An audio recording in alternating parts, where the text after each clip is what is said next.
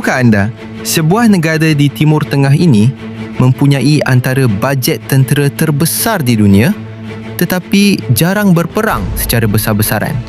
Negara itu ialah Arab Saudi yang membelanjakan puluhan bilion dolar setiap tahun untuk pertahanan.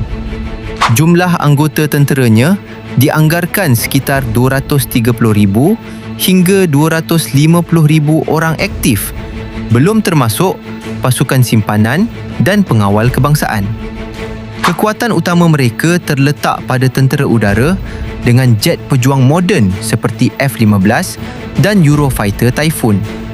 Mereka juga memiliki pesawat radar AWACS yang mampu mengesan ancaman dari jarak ratusan kilometer. Untuk pertahanan udara, Arab Saudi menggunakan sistem peluru berpandu seperti Patriot dan THAAD bagi menangkis serangan. Di darat, tentera mereka dilengkapi kereta kebal M1A2 Abrams serta artileri dan kenderaan berperisai moden.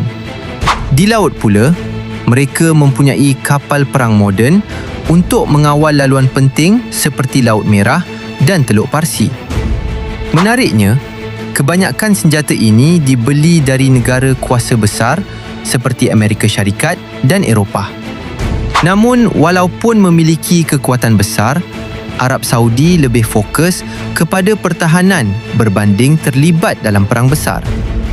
Inilah sebabnya mereka digelar gergasi senyap, kuat dari segi teknologi, keuangan dan persenjataan moden. Kalau anda suka fakta ringkas macam ni, boleh follow untuk lebih banyak ilmu dan share supaya lebih ramai tahu.